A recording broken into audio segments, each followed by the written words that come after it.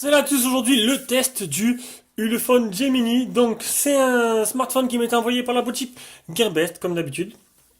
Donc c'est un smartphone qui coûte 119 euros et qui a un rapport prix assez impressionnant. On va le voir tout au long de ce test. Donc déjà, petit résumé.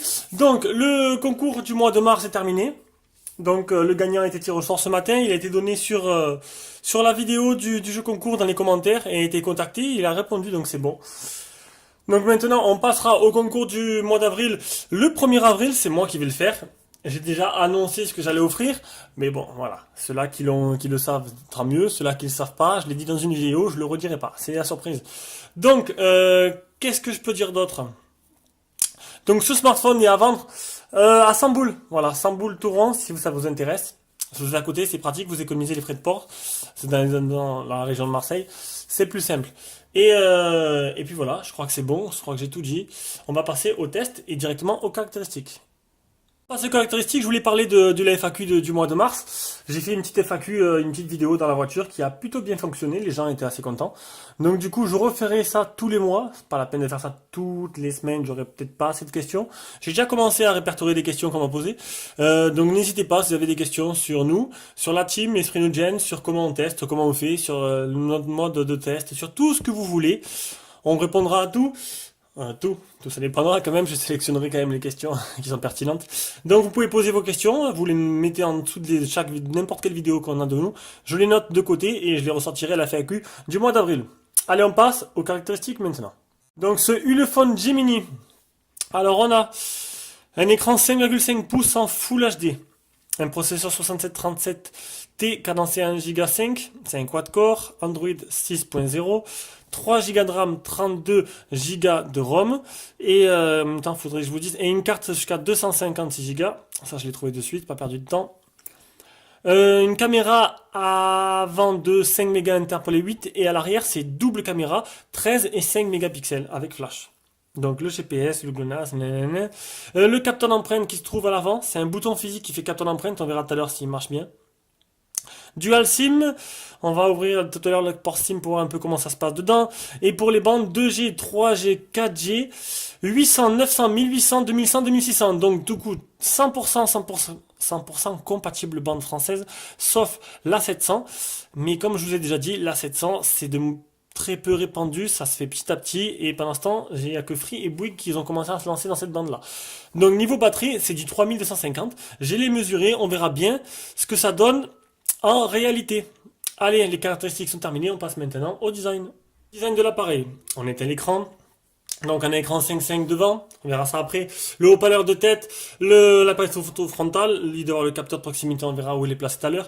Il n'y a pas de LED de notification, c'est vraiment dommage.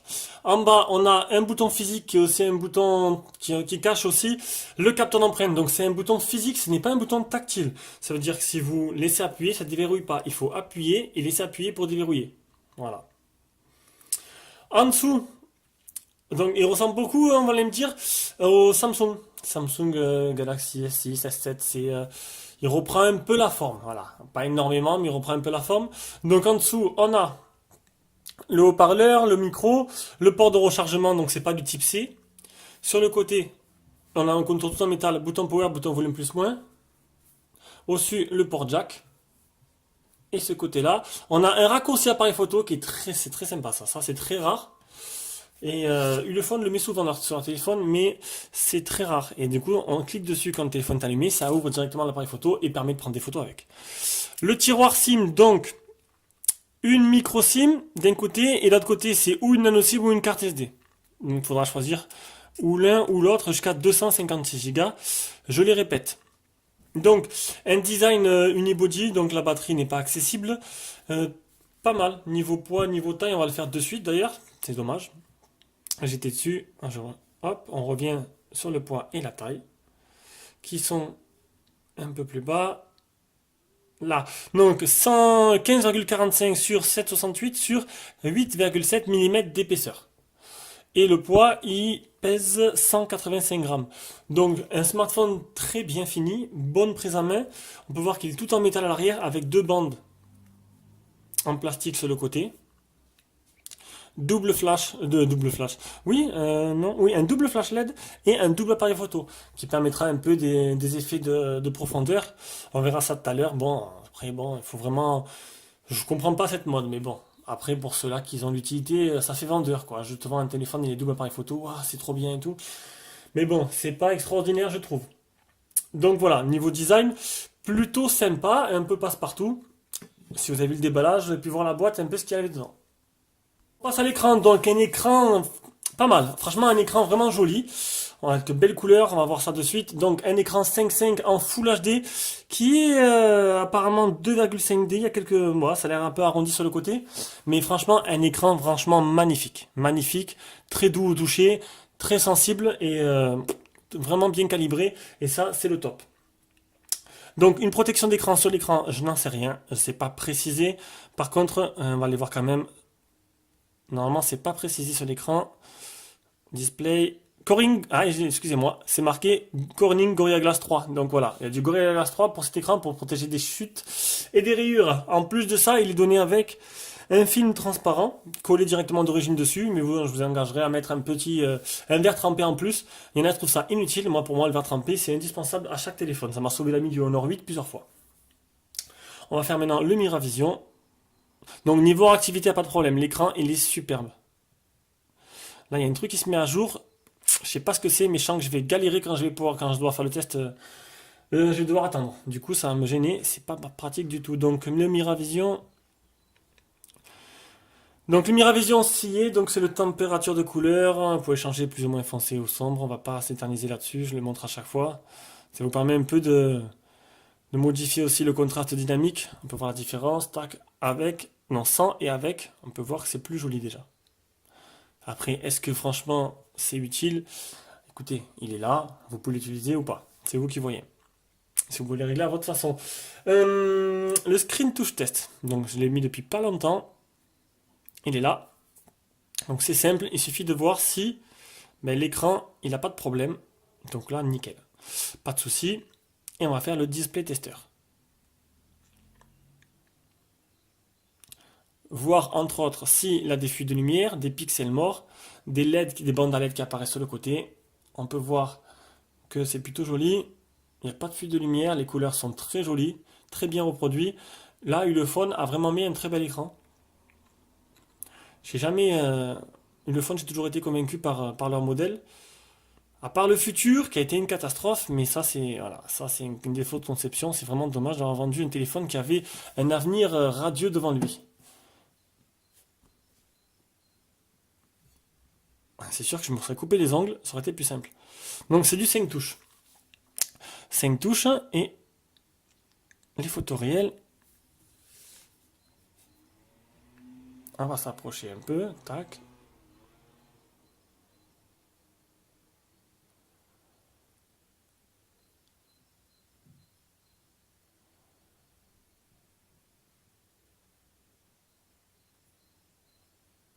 Donc voilà, vous l'aurez compris, je suis fan, hein, je suis fan de l'écran, un écran assez joli. Que dire de plus? C'est du tout bon. C'est du tout bon, on passe maintenant à la partie logicielle. Si on a affaire à une surcouche mise par téléphone avec des boutons sur l'écran, donc il n'y a pas de bouton en bas. Ce bouton-là, il fait office de bouton retour home, et c'est tout. Il n'est pas tactile, donc du coup ça sert à rien, comme certains, comme le Redmi Pro qui peut l'être. Donc une petite surcouche logicielle. Je sais plus s'il y a une boutique de thèmes, donc galerie, SLR caméra, agenda, qu'est-ce qu'il y a comme application un peu prioritaire. Il n'y a pas, il n'y a pas. Voilà, ça c'est bien dommage.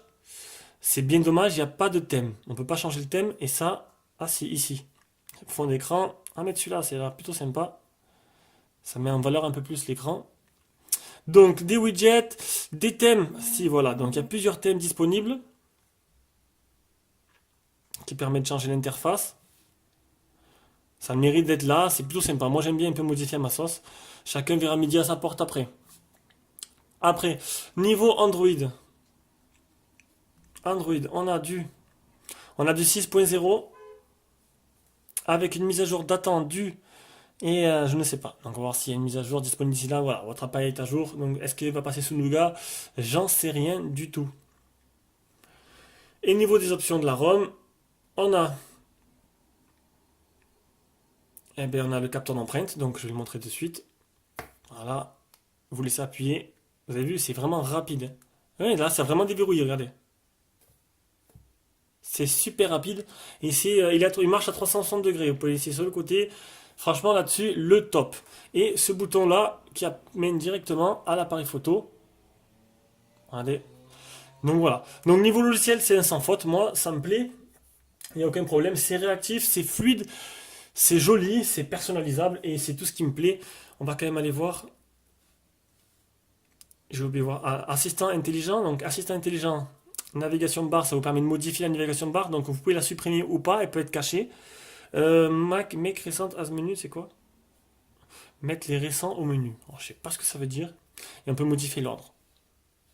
Après, réveil intelligent, lorsque l'écran est désactivé, effectuez un geste spécifique à l'écran pour une son raccourci. Déjà, c'est bien, c'est marqué en français et c'est très rare sur les chinois. Basculer en sourdine, tourner le téléphone. Mettre à l'oreille, ça répond intelligemment à l'appel. Capture 3 doigts, tac, d'un coup, on va essayer de suite. Tac, ça marche. C'est magique et manipulation à distance. Interface, ça c'est par rapport au capteur de proximité, ça vous permet un peu de passer les chansons et tout. Totalement inutile. Voilà pour les options de la ROM. On va maintenant mettre fond testeur et regarder. Ah, j'ai oublié deux trucs encore. On va le faire après. On va déjà faire fond testeur. Ouais, j'ai mis anti-chasse à côté. Ah, anti-chasse. Anti-chasse. Donc, accéléromètre, gyroscope, champ magnétique, boussole et capteur de lumière qui du coup se trouve. Il est là. Ici. Vers là. Proche loin, vous pouvez voir. Donc, il marche bien. Pas mal. Pas mal de capteurs qui vous permettront de jouer à Pokémon Go. En réalité, augmenter le anti-malware. Que d'ailleurs, je suis le seul à le faire. Ça, c'est plutôt bien. Les gens, ils attendent ça. L'anti-malware qui se trouve là. Donc, la ROM est propre. Aucun malware, aucune infection. Ça, c'est plutôt sympa. En attendant, hop, avec la deuxième main, je chope le OTG. Ici. J'enquille le OTG là. Et on peut se rendre compte qu'il est OTG. Et ça, c'est un petit plus. Il y en a qui ça intéresse. Moi, j'en vois pas l'utilité non plus. Mais bon, ça intéresse certaines personnes. Donc, je le dis.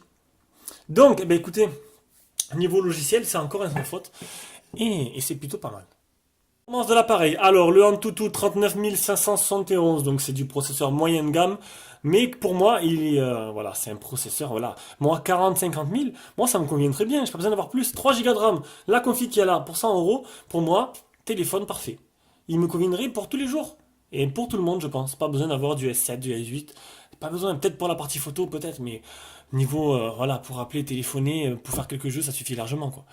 Le Geekbench, on a le 860 plus 631 et 1689. Ça, je fais ça pour vous. Hein. Le FPS test 25,7, ça, ça donne pas des bons résultats, mais on a pu voir dans les derniers tests que ça ne veut rien dire. Voilà, il y a des fois, on a des mauvais résultats, mais les jeux tournent tous très bien. Il me manque 3107 en PC Mark. Et c'est terminé. Et maintenant, on passe directement à la partie jeu où on commence par lancer Rayman. On commence par Rayman, un jeu qui demande beaucoup de fluidité, beaucoup de ressources au processeur graphique et qui ne tourne pas spécialement bien sur tous les téléphones. D'ailleurs, je pense qu'il doit tourner bien sur 30% des téléphones que j'ai testés. Et malgré le Epic Citadel qui est vraiment pas bon comme score, mais Rayman a plutôt l'air de bien fonctionner à sa pleine vitesse. C'est ce que je me donne l'impression qu'il me donne en tout cas. On peut voir que l'image est franchement magnifique. Hein.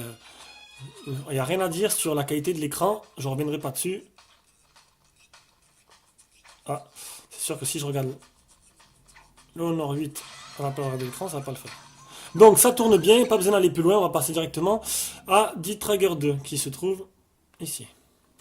Trigger 2 qui tourne en performance élevée, donc maximale.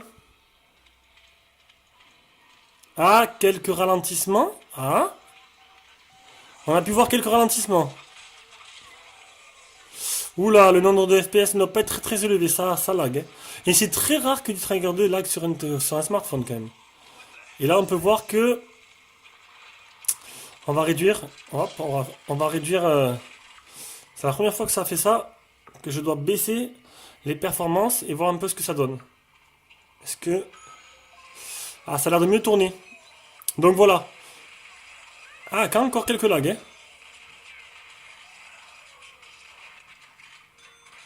Bon, le jeu est beau, il n'y a pas à dire. L'écran, franchement, il met sublime le jeu. Et oui, l'écran, franchement, je suis amoureux, quoi. C'est un bel écran IPS qu'il y a dessus. C'est celui de IPS. C'est pas fluide du tout. C'est dommage parce que vraiment, il tournait plutôt bien. Et que même D-Trigger 2 sur un téléphone à 60 € arrive à bien tourner. Donc voilà, c'est un peu la déception pour celui-là. On va passer directement à Real Racing. Racing 3 qui est un gros jeu qui utilise beaucoup de ressources et qui fait fonctionner l'accéléromètre. On va pouvoir donc du coup voir s'il marche correctement.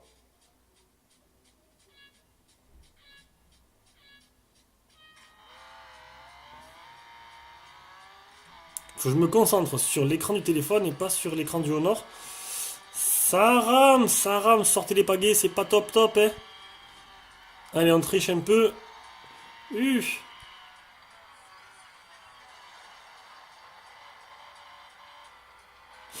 C'est pas fluide, hein, mes amis.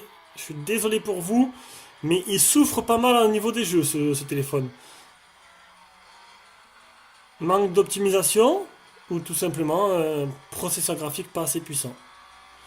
Mais ce qui m'étonne, c'est que voilà, quand ça arrive souvent que un téléphone à 60 €, c'est ça que je comprends pas trop, mais bon, allez savoir.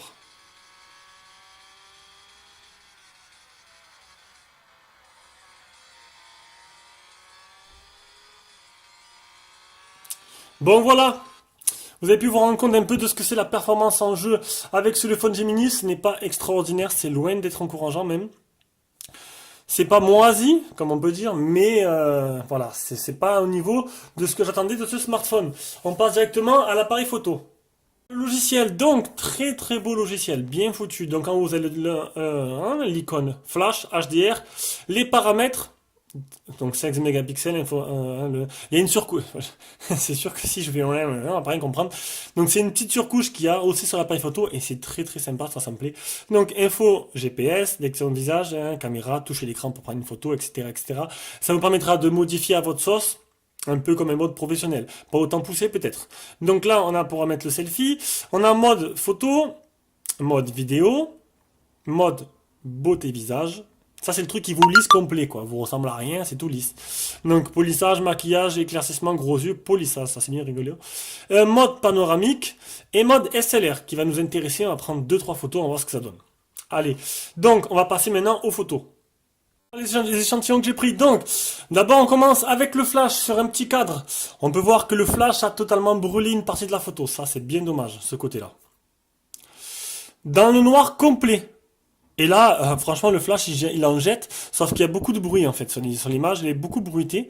Et même là, on peut voir que le flash, ça a brûlé un peu cette partie-là. Je pense qu'il manque un peu de calibration au niveau nuit, le flash.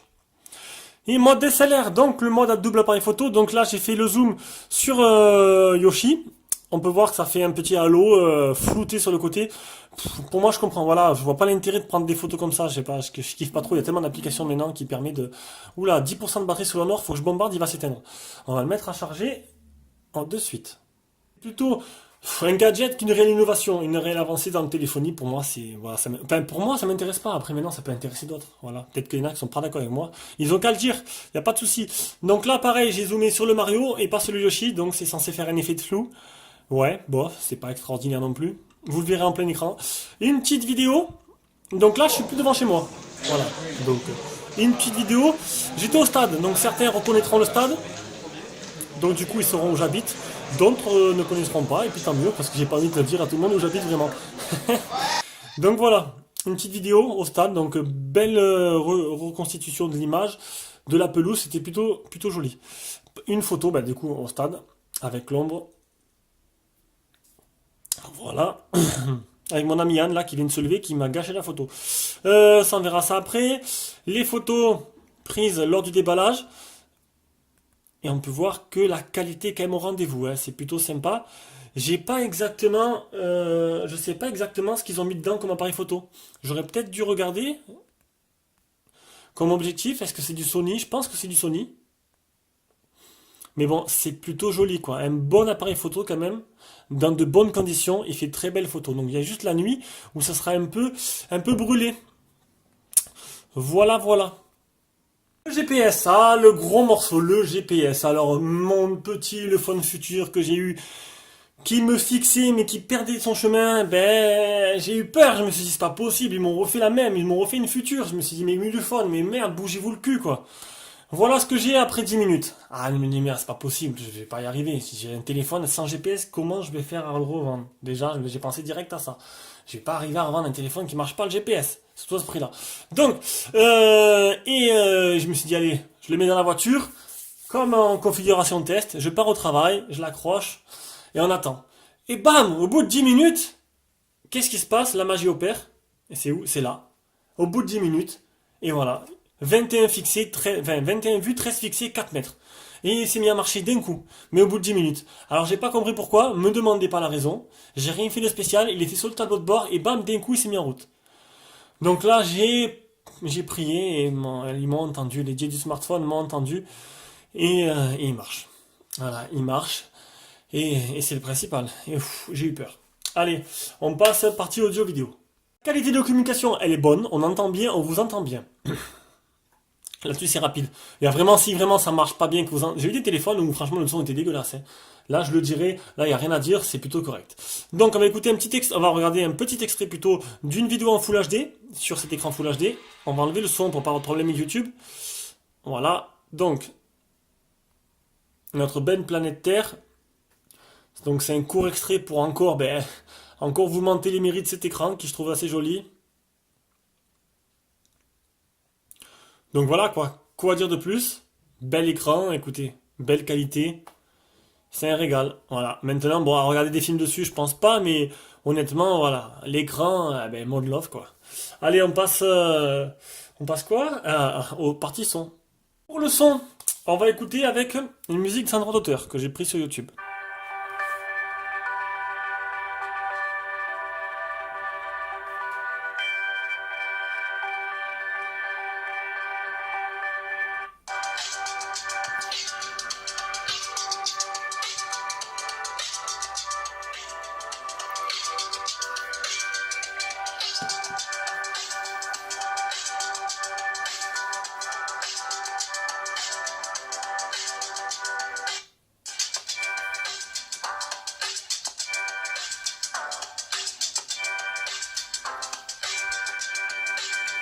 Bon, ma foi, le son est plutôt pas dégueulasse, il y a pas mal d'aigus. Bon, les basses, eh ben non, c'est un téléphone quoi. Bon, maintenant, je pense pas qu'il y ait un traitement particulier sur ce téléphone-là, mais le son est plutôt sympa, voilà, pour moi. Il est correct, alors il est à fond les ballons, hein. Il est à fond les ballons, il est pas super puissant, mais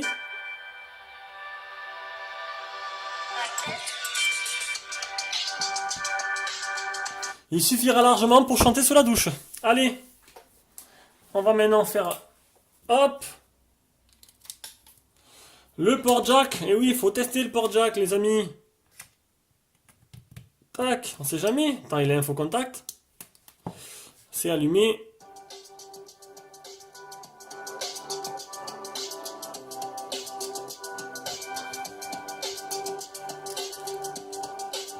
Donc il tient bien, il sature pas, il n'y a pas de grésillement, donc c'est plutôt correct. Allez, il ne reste plus que le réseau. Donc le réseau qualité Wi-Fi, on a du 2 sur 4. Et là, c'est en dessous de ce qu'on était habitué à voir quand même. Hein. J'ai du 3 sur 4, voire du 4 sur 4. Là, j'ai du 2 sur 4, on perd une barre par rapport aux autres. Donc il est un peu en dessous niveau réception Wi-Fi. Niveau 3G, 4G, donc là, c'est toute bande française, je l'ai dit au début, sauf la 700. Donc il n'y a pas beaucoup d'antennes 700 encore en France. Donc ça va se répondre peut-être, mais il n'y a que Free et Bouygues qui fait ça dans les grandes villes. Et autonomie. Donc, il est donné pour 3250, si je me rappelle bien qu'on avait donné au début. Au début, c'était à 20 minutes, hein, parce que c'est tout improvisé. Tous mes tests sont improvisés. Et ils sont tous faits, je révise pas, je fais pas de coupure. Je coupe vite fait. Ah, c'est sûr que là, c'était la feinte. Il y avait double icône. Donc, l'autonomie 3250, mesurée à 2741. Donc fini le bon temps où je donnais, il y a pas longtemps, tous les derniers messages, les derniers téléphones, j'avais une autonomie qui correspondait. Là, il y a quand même 3, 4, 5, allez, 500 milliampères d'écart entre ce que donne le téléphone et ce que je calcule moi-même. Voilà, maintenant chacun fera son opinion tout seul. On va enlever cette capture d'écran.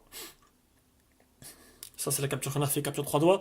Donc maintenant, le PC marque autonomie 4h44. C'est pas énorme, hein. C'est en dessous des 5h et quelques que j'ai eu sur le dernier téléphone à 60 euros. Donc ça veut dire que voilà. Donc c'est peut-être pas trop mal, mais bon, on va voir. On va voir maintenant l'utilisation normale. Donc, en 76 heures, n'importe quoi, en 15 heures, j'ai utilisé 76%. Ben c'est bien pour une journée normale. Maintenant, chacun a son utilisation aussi. Moi, mon utilisation, ça a été un quart d'heure de GPS, enfin, un quart d'heure, 5 minutes de GPS, 10 minutes à rechercher, 33 minutes d'appel, 2h12 l'écran allumé. Donc après, voyez à vous si c'est une utilisation normale pour vous. Pour moi, c'est mon utilisation, donc c'est plutôt correct. Quand je suis au travail, il est dans le casier, je le sors juste au moment de pause. Et après, je l'ai toute la journée, le reste du temps. Je travaille sur 7 heures, donc du coup j'ai 7 heures au travail, 7 heures à la maison, enfin un peu plus. Et là, la courbe graphique pour vous montrer que elle est plutôt stable, à part une petite chute là, j'ai dû pas mal l'utiliser. Ça, c'est quand j'ai dû chercher ma télé là. J'étais à la salle de sport, chercher ma télé, et du coup, je l'ai vachement fait chauffer. Mais bon, c'est pas mal. Une journée facilement quoi. Et pour les autres, une journée et demie, même deux pour certains, ceux-là qui utilisent un peu moins leur smartphone. Et j'ai oublié de faire la capacité de rechargement qui est de 1530 mAh, qui est de la recharge rapide. Et voilà. Et voilà. Et voilà, le test du Jiminy est terminé. J'espère que j'ai été un peu plus complet. Si maintenant vous trouvez que j'ai manqué des choses, eh ben écoutez, Shin Android et Synodroid l'ont fait aussi juste avant moi, il y a une semaine et demie. Donc allez voir et peut-être que vous trouverez votre bonheur chez eux. Mais bon, le but c'est de rester chez moi bien sûr. Donc, que dire, magnifique téléphone, moi qui m'a convaincu totalement, un peu sceptique sur le GPS qui n'a pas marché de suite, mais sinon regardez, l'écran il est somptueux, franchement l'écran il est bien mis en valeur, j'adore, le contraste est magnifique. Le design est beau.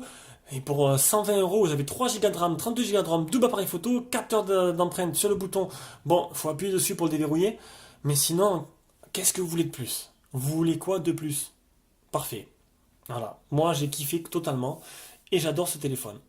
Mais je le garde pas, je le vends. Et le petit bouton en plus, le petit bonus, le petit bouton pour allumer l'appareil photo qui est juste là. Et voilà, c'est parfait. Voilà, le test est terminé. Le prochain test sera ce week-end, samedi ou dimanche matin. Voilà, dimanche matin, je ferai le U7 Max, qui est aussi très bien. Honnêtement, surpris. 60 boules, très bon appareil photo, réactivité très bonne prise en main. Oukitel, merci, bravo. Et on verra ça dans le prochain test.